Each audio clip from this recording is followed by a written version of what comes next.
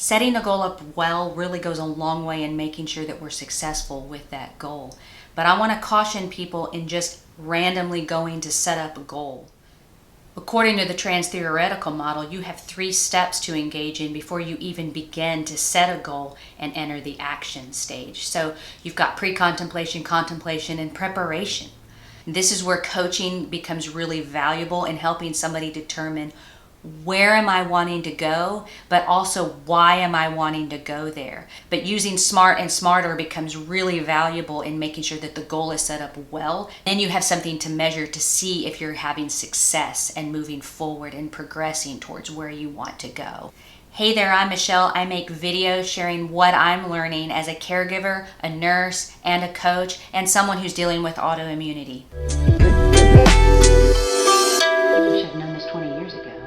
Okay, in the 80s, George Doran developed SMART goals, the acronym SMART. We go through those each time we set up a goal. I do it every time I set up a goal with a client. And the reason is because each of those letters provide important questions to ask to make sure the goal is set up well, and it increases our chance of success. Okay, so a quick run through of each of the letters. S is for specific. This is what you want to do, not what your doctor wants you to do, not what your spouse wants you to do. This is something you want to do, and it's very specific in nature.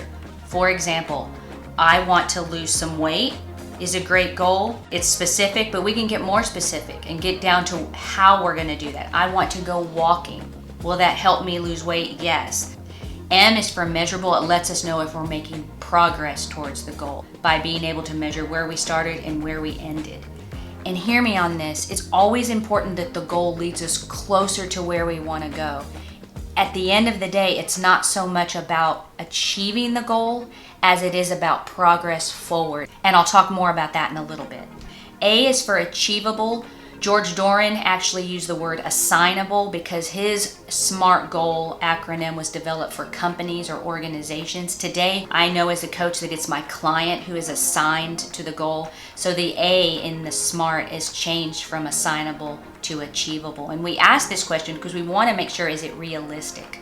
If I say I'm going to go walking 2 hours every day, that's not necessarily very realistic if I hadn't been walking previously. Okay, R. R is for relevant. Sometimes you'll also see realistic. Either one is fine. As a coach, I like relevant. If something is achievable, then we're already addressing that it's realistic. So relevant becomes a good use of the R because what we want to do is make sure that the action is actually moving me closer to where I want to go. T is for time bound. In the original SMART that Doran created, T was for time related. Those can be used interchangeably. I use time bound because it shows this is a limited window. If we don't stop periodically to take some measurements, we might miss on small improvements that we're making and get frustrated and give up. So stopping, having a time bound period, stopping, measuring, and then tweaking to move forward becomes really important for long-term success of goals. Okay, now sometimes we take SMART and we actually change it to SMARTER. I actually use experiment as my E because that's really what we're doing. We're trying to see, is this new habit I'm implementing, is it working for me? Is it helping get me closer to where I'm wanting to go? I also like the idea of experiment because it removes a lot of the pressure that we tend to place on ourselves for making sure we're successful or that we meet the goal. I'm really just experimenting to see if this works for me. It might not. So then once you hit your time-bound period, the experiment part ends. And then we have our R where we reflect. And if I take time and I evaluate what I did it work for me or not? What did I learn from it? Then I'm gaining value from that experiment. So I can take the information from that and I can apply that information towards the next goal that I set. This is why SMART and SMARTER goals actually do affect long-term if you're taking the time to actually evaluate and reflect on what you learned. The learning is what becomes valuable and then pushing you forward towards where you're wanting to go. This week I'm gonna walk more. Well, that's a great goal. We've got the specific in there, I'm gonna walk.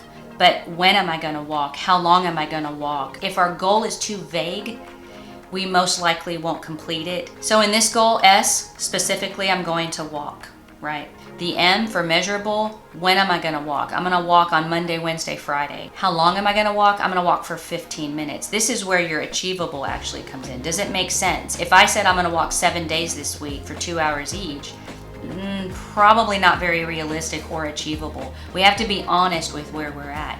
If I make it simpler, I'm gonna walk 3 days, Monday, Wednesday, Friday for 15 minutes each.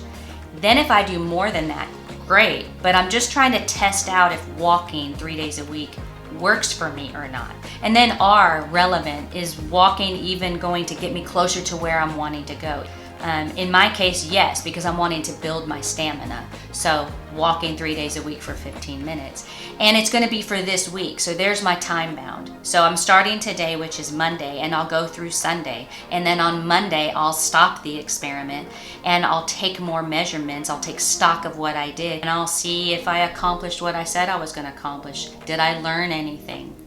This is the reflection part of the smarter goals. So then I can take what I've learned and I can set the next goal for the next week. Okay, and another example, I'm gonna go to bed the same time every night this week. Well, that sounds like a great goal, and it's actually something we should all be doing, that consistency in our bedtime and our waking. But we need to be a little more specific. First of all, what time am I gonna go to bed every night?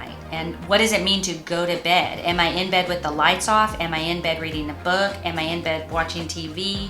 I need to define what going to bed means. And for me, specific becomes I'm gonna be in bed with the lights off. And then the measurable part. So on this week during the work week, so Monday through Friday, I'm gonna be in bed by 10 p.m.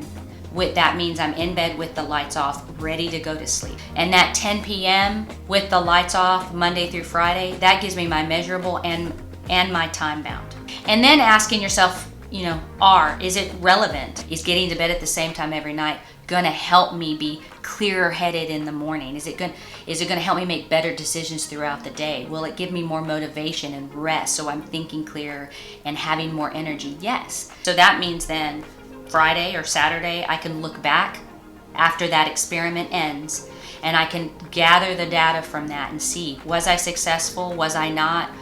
What were the issues? If I wasn't, what did I learn? And that's where your reflection comes in. And remember, if you're looking to go further with your own health and wellness and are wanting some support, please reach out to me. I would really value the opportunity to support you in your journey.